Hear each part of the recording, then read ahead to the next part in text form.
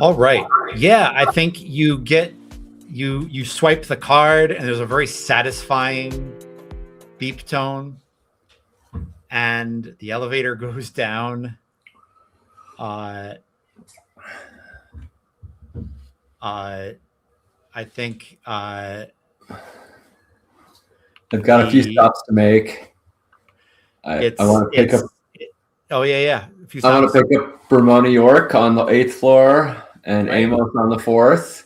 Make sure they're doing okay. Yeah, you pick them up. I think when you get down to the 1st, everyone who was uninfected has like made their way down. And I think Janet Garcia is waiting for you. And I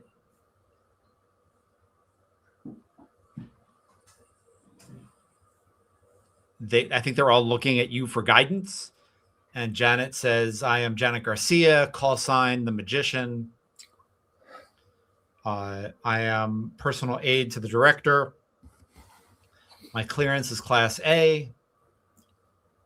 And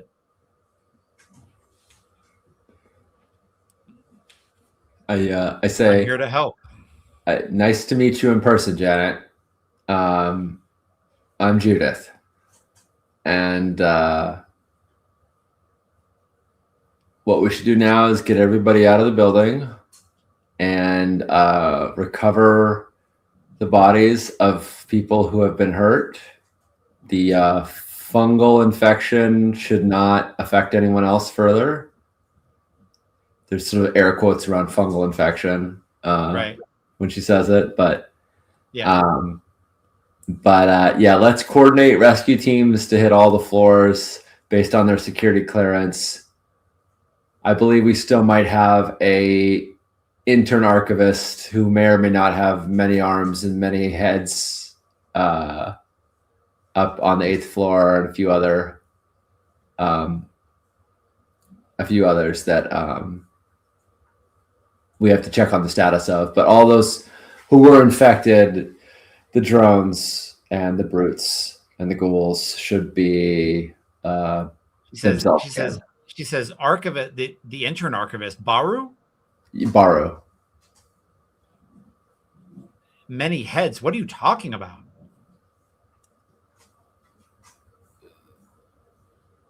Oh. You know Agent Ramona York, right? Yeah, she's the Candleman's handler. Yeah. She said that, I believe it was 8I containment. Something happened to intern archivist Baru. I didn't see it myself, but it sounded pretty bad.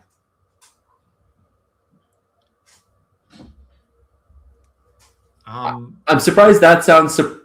I'm surprised that's what's alarming you, given everything else that's just happened in the last couple days.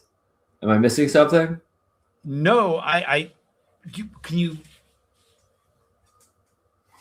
can we go into a conference room and you can brief me on what's going on with Harrison?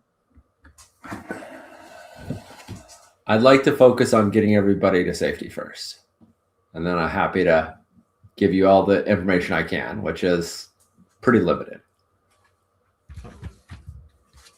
So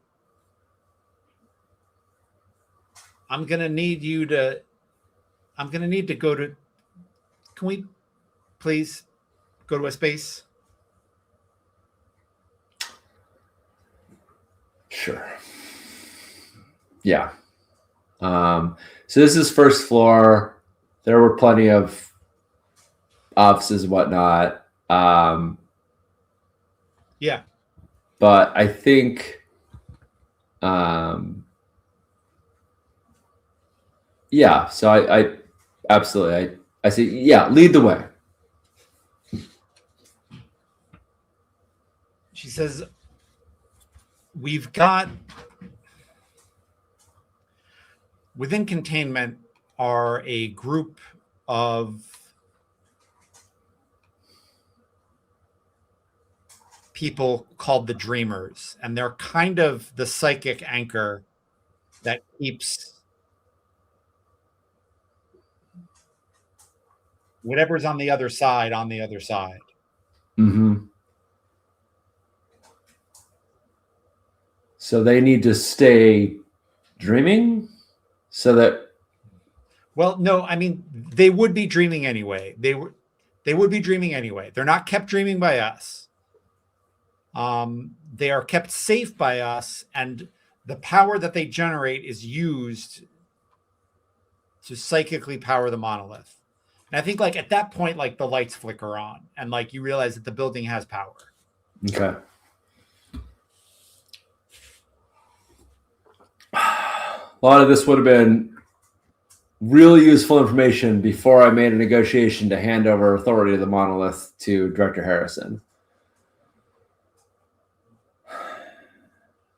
I think the phone rings and it's there's like an office phone, and so you can see where it is, and it's from Archives.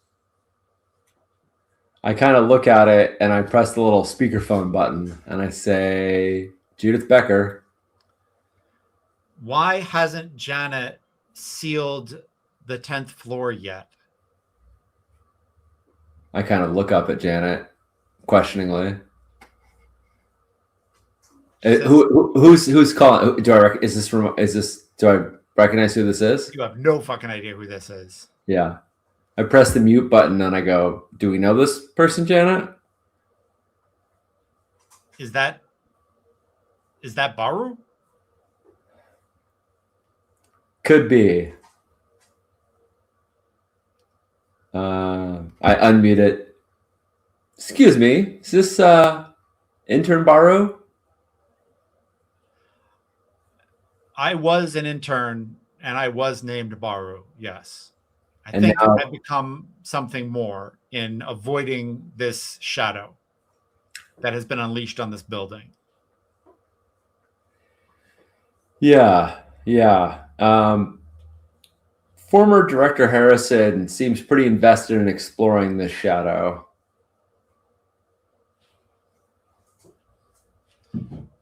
Are you now part of the workforce keeping it at bay? At bay? I could be if I was so empowered. But you're trapped in a containment field. No. No, I'm not contained.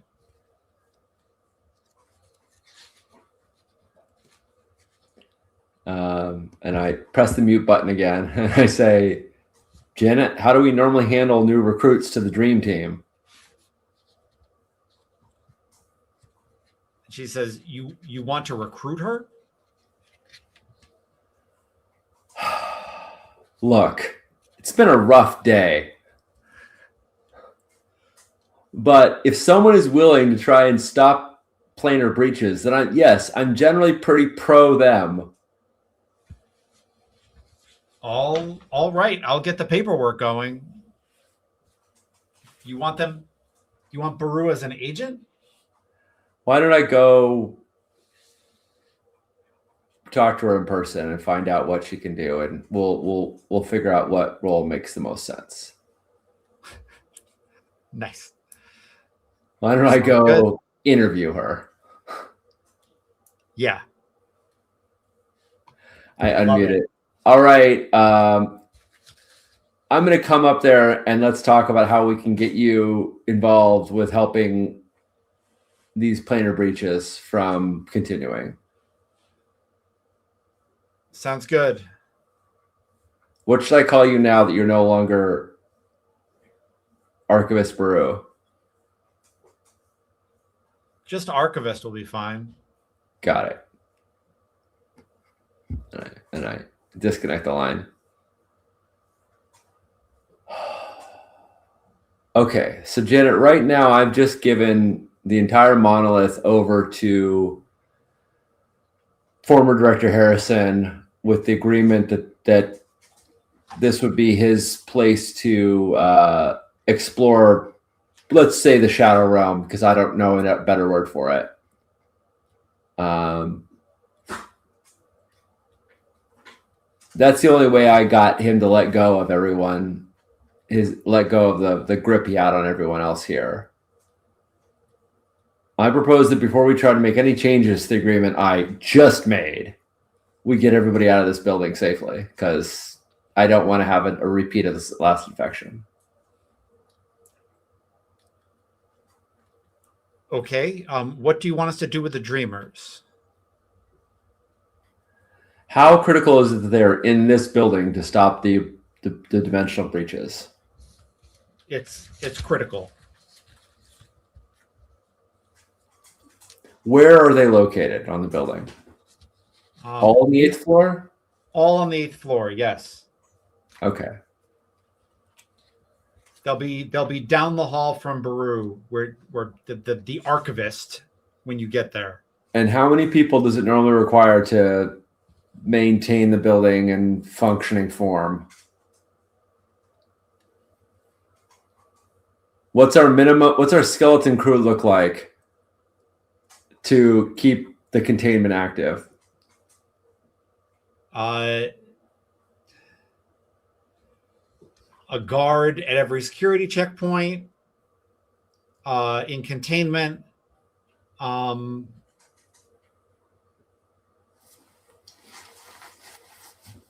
right. I want you to send everybody except for our minimum security team home.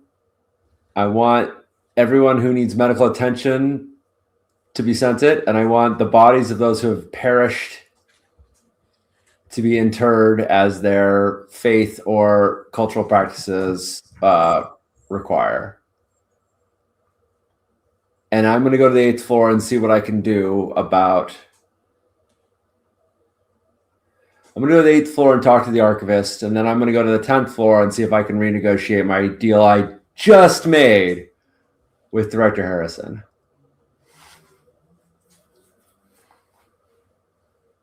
In your experience, if somebody has their mind sort of permeated by the shadow, are they just lost to us? Is the person who was Harrison gone now? We don't know what this shadow is. Right. Right. Well, the only person who seems to know what the shadow is him. And if he's in a bad mood, he can turn everybody here into he can infect everybody in the building, which is why I want to reduce the number of people in the building. I want to reduce the leverage he has over all of us if he decides to exercise it.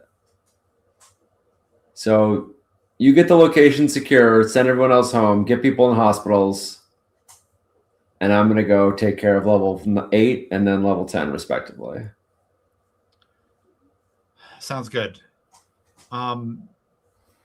You've gotten a couple of emails on your director email. A couple of them are coming up as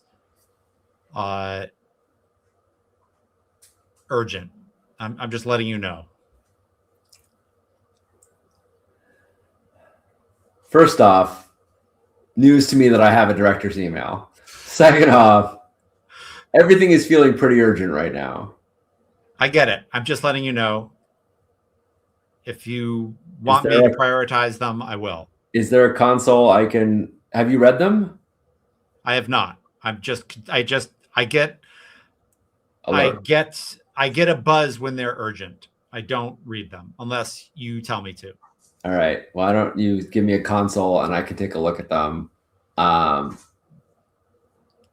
Yeah, I think she she unlocks a console, and I think they're all from Ramona's email address. Okay. I thought I just picked up Ramona, right? This was yeah. Okay. Yeah. All right. Sort of like look in the direction that I think I left her and then pull up the first one. Yeah, it says the guest that I handle is a little upset that his part of the bargain hasn't yet been seen to. Oh, Jesus Christ. I respond and I say, it's happening. Period. Send. Yeah. And I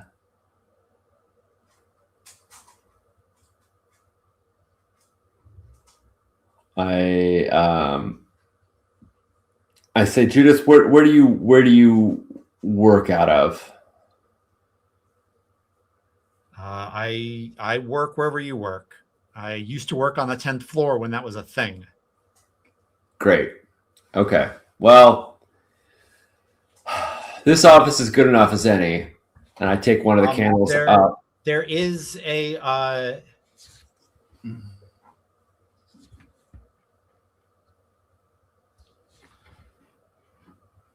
you've got a director's office on the first floor. Okay. I'm like, all right, let's try and move quickly. Not quickly. Let's try to move efficiently. I'm going to go to the director's office. I'm going to place a candle there. Got it. I'm going to go to the cafeteria. I'm going to open up the fridge. I'm going to pull out a pair of wireframe glasses. Right. That are in the freezer, sorry. Oh, I love it. Love it. Yeah. I was told about them.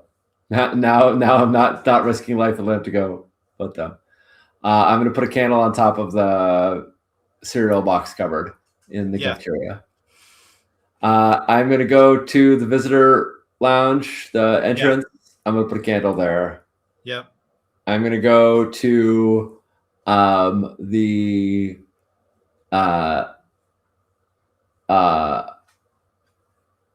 storehouse, the room that had all the cable pathway that led up into the fourth floor. I'm going to put a candle there.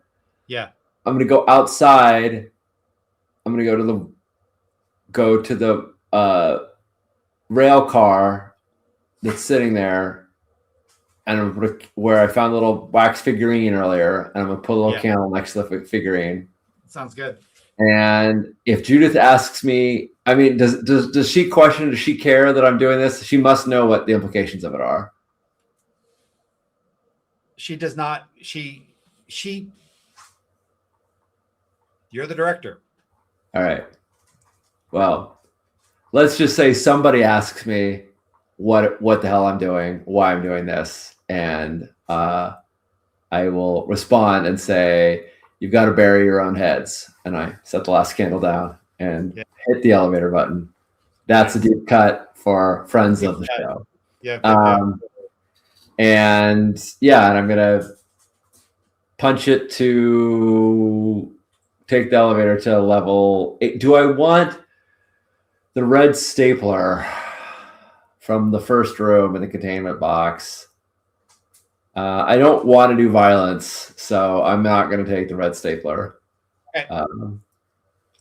But yeah, I picture the glasses are kind of like on your like your hair. Exactly. Yep.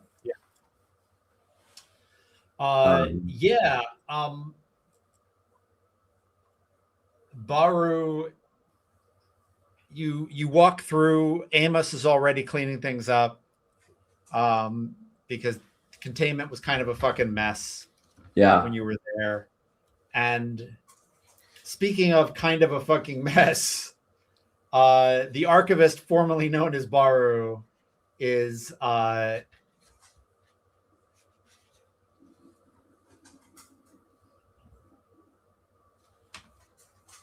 just no longer human, right? Or she's more than human. On her skin, she is typing. On her skin are runes that keep changing and running like letters being taped into a keyboard. that bleed like shadows into the air. Her eyes have been removed. There are 4 heads floating around her in an orbit, and on another orbit is like is like a black flame, and it all goes around her. And around, and another orbit are 8 arms, and I feel like there's something very like Old Testament angel about the whole thing. That's exactly the image. Like when you were saying, I was like, oh, so it's like an angel, right? Like with Yeah. like 1,000 screaming eyes, kind of Yeah. vibes, floating around it. Yeah, the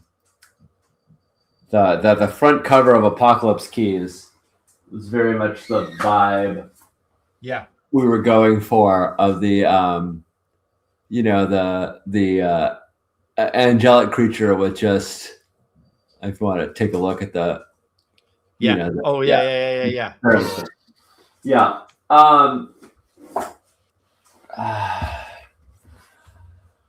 So yeah. Director, congratulations. Thank you, Archivist. I am the Archivist. You've got a real containment problem with the Candleman. I think he's pretty well compromised. Yep. Nope. I think I've had to give a lot of ground just to get this place, get the lights back on in this place. It's such a good metaphor for taking on a job in an organization that's broken that I just can't handle it. Like I just can't even handle it. She says, listen, I know, I suspect that in order to get out of level 10 alive, you had to make some promises. And I think the smart move, my recommendation, is you break them. Yeah. If you do so, you will have me as a consult. If you don't, then I've got to get out of here and rally up some people to fight what's coming. Right. I don't know how to break it. I don't know how to break former Director Harrison's hold on this place. The reason I made the deal was so that I could get everybody free of his grip, but I don't know how to stop him from just doing it again. Yeah. That's a good question. Empower me to ward the 10th floor, and we'll ward it, and then we'll just lock it up, and then we'll do our research and figure out what comes next. All right. Sounds like the right move. I'm not a person who likes to break her promises. So if there's going to be bad news, I'm going to deliver it.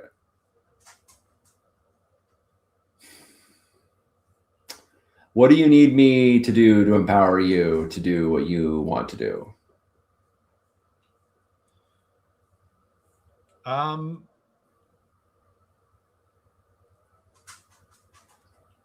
Give me a couple of agents to help with the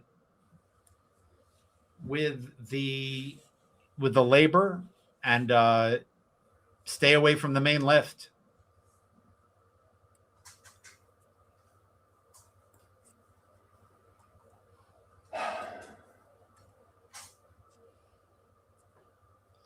And listen, if you want to continue to be director, or if you want to continue living, I suggest you don't decide that you need to go talk face to face with someone who made a deal with you in bad faith. I mean, there's a lot of wisdom to that. Let me ask if you understand any more about who I was really talking to. I get the feeling that the person I was talking to, just like you are formerly the person who was Archivist Maru, was really formerly Director Harrison. Is that an accurate assessment? That I was talking to some... I don't think so. I think sometimes you run into these types of otherworldly powers and you become something more. And sometimes you just become who you really are. And I think that's what Harrison is. I think we're seeing what Harrison is with a lot of power. How did he get that power? How did he open such a I think you're asking tomorrow questions when the today questions are, how do we stop him from walking an entity down that lift into the world?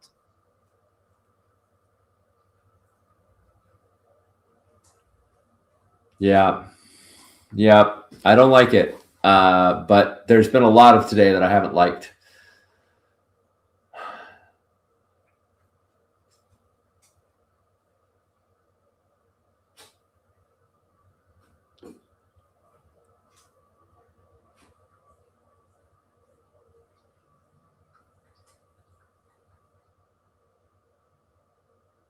Well, for better or worse, I'm not a person who's going to walk away from this situation. So if I don't make it back down the lift, I know you think it's a bad idea, but if I don't make it back down the lift, I will sign away whatever's needed to seal me and Harrison in as well.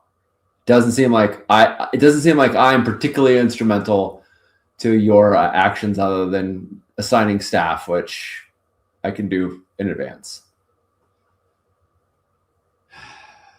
All right. What do we say? 10 minutes and I seal the whole thing? 10 minutes sounds great. All right, director. Good luck. Thanks, Archivist. And I go and I use the lift. Yeah. Stairway to Heaven on the Muzak. Great. I'm like, on the list of things, Mortimer getting more staff and this Muzak changing. On the list of things, if I survive the next 10 minutes, on the list of things I'm gonna change. Love it. Yeah, I think the door opens right into the gate, right? Yeah. You can now see your way past all of the other things. I think one thing that you do see is that there's a staff member who didn't make it out, who's in one of the 8 rooms that you would have had to have gone through to get to the gate. All right. I'd like to travel there. Cool. To get them out. Yep. Yeah. You walk through the rooms and there is a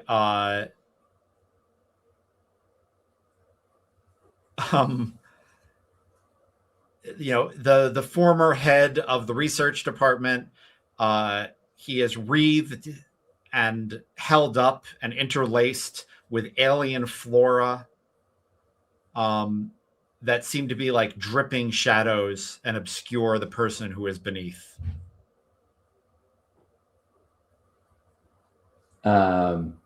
Does there seem to be any way to sort of pull him from this, or are they is he fully contained within, he is fully wreathed. Like, yeah, they are, you can't tell where the person ends and the flora begins. And the shadow begins. All right.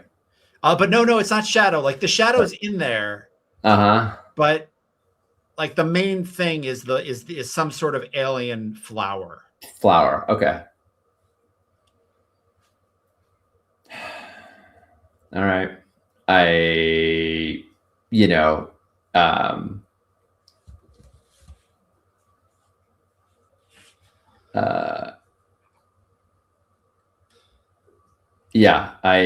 Is the alien flower look like it's indigenous to the alien landscape from the instant camera? You have no idea. Got it. Yeah. Lots of questions I'm asking that I have no idea. That's a great fucking question. Yeah. All right. I say, former head of research, is there any of you still left? Can you respond, or is it? Yeah, I think he opens his mouth and there's like a flower in it, and like the flower speaks. Great. And it says, we are Dr. Gall. Dr. Gall, G-A-L? Is that what his name tag says as well, or is this a new entity? Yep. Dr. Gall, what is your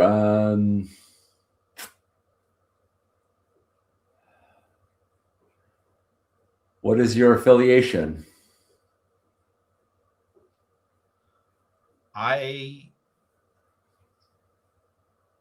We have become what we've had to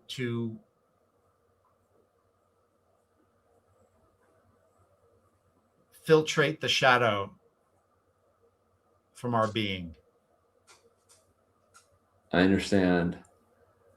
Why don't you wait for me by the elevator, and I'm gonna take you back down on the way out. He says you should not go talk to him. He's going to kill you. Yep. Why don't you wait by the elevator then and just take it if I don't come in the next minute or two, just take it on your own. And I think like you see that they realize that you have like the director tag like around your yeah. And so they just like, yes, director, we will wait. Thanks. Good luck. And any advice you have for filtrating shadow would be great, but I suspect I'm not really quite ready to become what you are. So we will have a report for you soon. Great. Fuck, Judith, this is a stupid idea. And I open up the door to the room. Yeah, you go to the next room, and it's the gate. It is this otherworldly blank space. And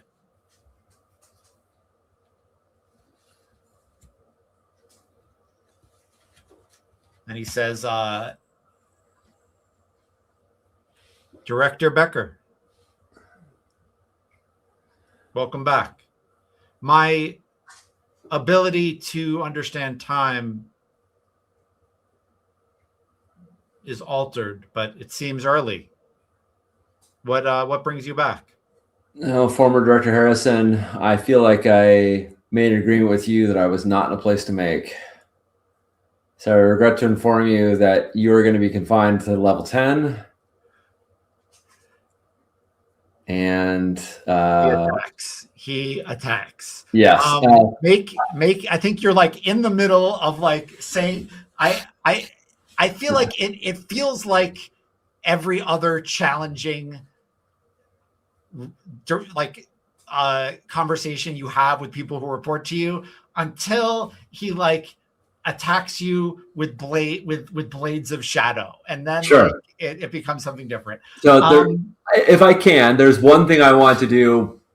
I mean, maybe I'm not fast enough to do this. We'll see. But I try as soon as I get the sense that like this is going the direction it is, and I had a good suspicion it would, because everyone said he's going to kill you. I want to pull down the glasses so he awesome. And look at him so he can no longer see me and no longer remember who I am. So I want him to have the message of what his situation is, and I want to disappear from his memory.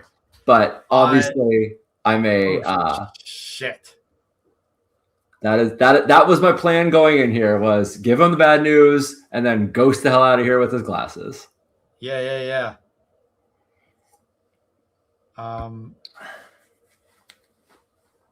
Love it.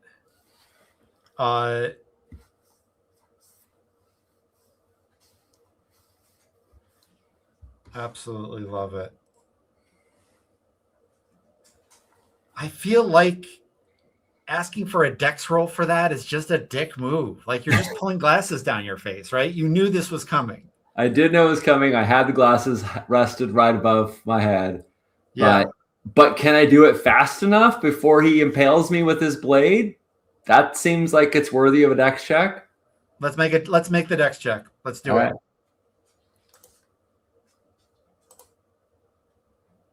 Right. 19, not even close. Not even close. Okay. He hits you. It says 2d6. 5 damage to your for your hit protection. Okay. I have 6 hit points. I think they have recovered, so I'm at 1 hit point. Yep. So yeah. So I think like so it doesn't really hit you, right? Hit protection, right. If it doesn't go through your hit protection, it didn't really hit you. So like as you pull the thing down, like how does I think I am like 3 of my 17 points of control are shadow, and I think I just for a moment shimmer into shadow, and the blade goes right through the shadow, and then as it comes out, I materialize again as me. There's just a part of me that's shadow, and or for a moment, and then when he goes to look again, I'm gone. I think if that's how the glasses work. Yeah. That's how these things work. Yeah. I think you see him like put his tentacles back out into this other space beyond even where you are. Yeah. And I fucking book it to the elevator and take it down to the 8th floor. Yeah. To like say, yep, put the word, enact the words, right? Yeah. I think that's the plan. There are 2 agents who have made their peace with what the Archivist looks like. Yeah. And she starts giving orders to them, and they do their jobs because they're agents of the Bureau, and this is only maybe the second weirdest thing they've ever done. And congratulations on your new position. HR will send you an email with your official starting date as soon as we can. And that's the Bureau. That's the Bureau. Awesome. Thank you, sir. One more thing that I've got that I think is fun. Yeah. I've got an adventure called Case Files. So we could just like play another game where I just like throw a bunch of case files on your desk and we can prioritize them and figure out what's next. Yeah, I'm absolutely. Let's do it. Cool. Let's see. Let's now. I mean, this was the interview. Yeah. I feel vindicated. I got the last person out of level 10 that I don't even know was there, but they're out now. And I told the former director the gist, the sitch. Yeah. So I want to talk about the way the adventure is laid out, right? Yeah. It seemed really smart. It seemed like a really clever adventure. I don't know how much you were filling in the gaps, but I really liked It's clever. And when someone just can't be reasoned with, they're in red, right? Yeah. And you get to the end, and the director is in red? Or his name is in red, but the rest of him is in black. So like I just felt like I get it. He can be talked to, right? Like he wants to stall for time, maybe. I don't know. I didn't feel like and Archivist Baru was all in red, but I feel like the context has changed now, where like suddenly you have power to give her things she wants. Yeah. And so anyway, I felt like having him just attack wasn't a lot of fun. And so I felt like the people who foregrounded, I mean, this is one of the rules that I don't know that OSR has learned from sometimes they've learned it, but I don't know if they've learned it procedurally, which is to announce future badness, right? I feel like this was vaguely scary everywhere, but there wasn't really you're getting colder, you're getting hotter versus like what was dangerous or not. Like you open up the door, it could be totally banal or not banal, but it could be totally benign, even if it's weird. Or you open up a door and a maniac throws you through the wall, right? Like And I know that a little bit of OSR is sort of meant around like, you never know. It's like random design. Everything is random.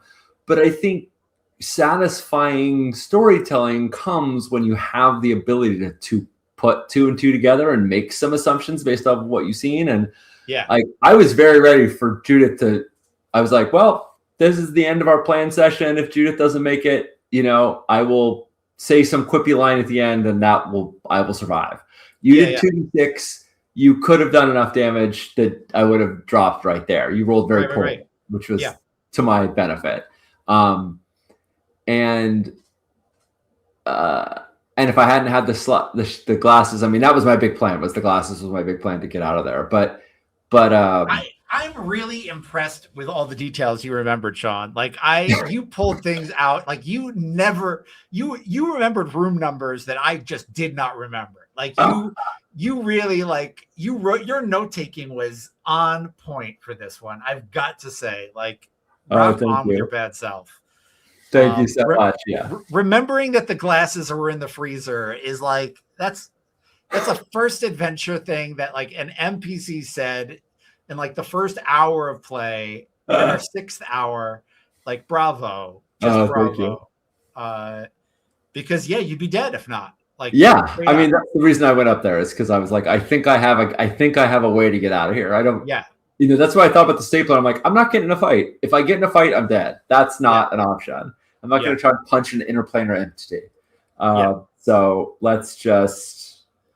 Okay. And also, it was you hit like a truck, but you get hit like a truck. And I'm like, I don't want to make myself any more vulnerable either. So let's not do that.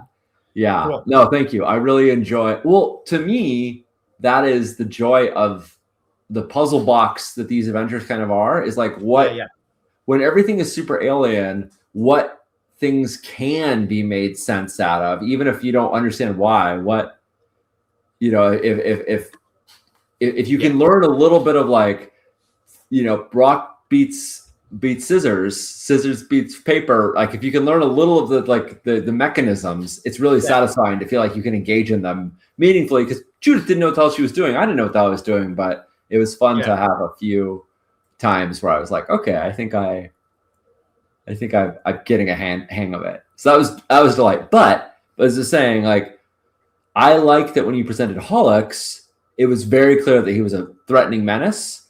Right. And if it wasn't clear, then hearing him murder somebody down the hall cemented it in. So I had no question that if I went up to Hollux and I was like, hey, Hollux, let's talk, I was going to be in a terrible place. Unless I could cite protocol at him, which seemed to be his only thing that mattered, but I didn't know protocol well enough to do that. And I didn't want to just try and bullshit protocol because he seemed to actually know it. Yep. That scans. So another fun thing in this adventure that I was drawing on is there's an appendix with just lists of consequences. And one of them is about Archivist Baru and what she will do if just like left to her own devices. And she will leave and like get in touch with an organization and fight. And fight the shadow. And so I was like, well, all right, then, like, if you come and offer her a job, she's going to take it, right? Like, if you come and give her resources and kind of take her advice, then great. So I thought it was cool. Also, she's like, she's my favorite NPC in the book. When I saw that she was wreathed in red, I was really kind of sad. Because I was like, why wouldn't you want to talk to someone who like turned themselves into something not human or more than human in order to survive and flourish? And I just think she's awesome. Like she's beyond final girl. She's like, oh, well, what if I find a hockey mask of my own and fucking take an axe to Jason? Like, I feel like she's just beyond. Like, she's just like survive. No, I'm the monster now. And so I kind of love it. And I mean, also as a librarian, I've got a room for the Archivist. You've got a soft spot for the Archivist. I've got a soft spot. I mean, moment you described her, I was like immediately thinking, this is some Old Testament angel shit. And then you're like, this is what I'm vibing. And I'm like, yep, this is what I'm thinking too. I love it. And it's an Old Testament angel shit that she clearly like put together with wire and duct tape that she found in the archives, right? Like she just like put together enough shit to survive and not be infected, and I kind of love it. And so there's also a bit of partially style, find an object, figure out what to do with it. That was very use it once, figure out what to do with it. It was very satisfying to me in this sort of game. Like you play D&D with somebody and they have their +3 sword and they're going to use that +3 sword until they find a +4 sword. They're never going to pick up a rock and throw it. They're never going to pull a dagger out and use it, because mechanically it is always best for them to use that +3 sword until they get a better one. In a game like this, especially when I was never trying to harm anybody, it was really fun to be like, cool, I used the shotgun to get out of the tangled wires. Cool, I used the gravity cube to get up the elevator. And I didn't particularly want to be like, I'm the gravity cube master now. This is how I solve all my problems. I wanted to just kind of like, I'll use the candle man to get to level 10. And that was really rewarding to feel like every bit of progress was earned by manipulating or utilizing some element. And I know it wasn't like a lock and key thing. It wasn't like, well, you need this artifact to do this thing, but it was very satisfying in the way that, like, movies the character will walk by something, they'll take notice of something, and then later on they'll use that to their advantage. This felt very much like, oh, cool, found this thing, we'll figure out a clever way to use it. It got me through a challenge. Great. Like that was very rewarding. Cool. Cool. I think we'll communicate and talk about how to revisit the monolith and see how Director Judith is doing. And we'll go from there. I like the idea that like the 10th floor is just just a known, like, one more thing kind of in containment. Like the 10th floor is kind of on fire, but the lift is disabled, so it's stuck there for now.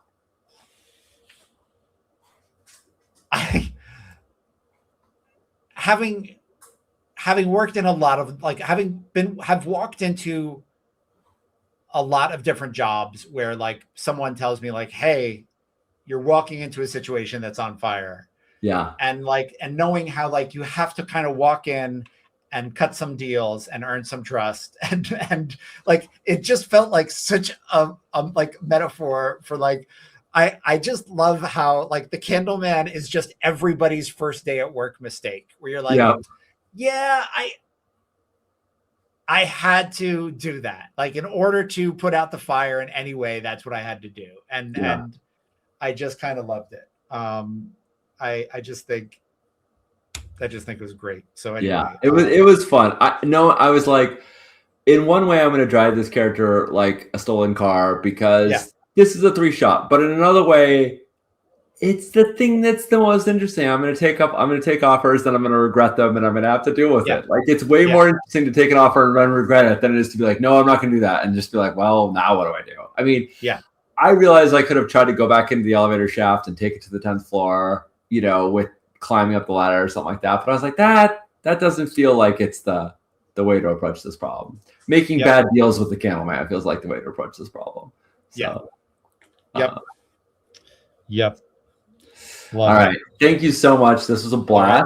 We'll get back together and figure out when we're gonna do the case files. Looks cool.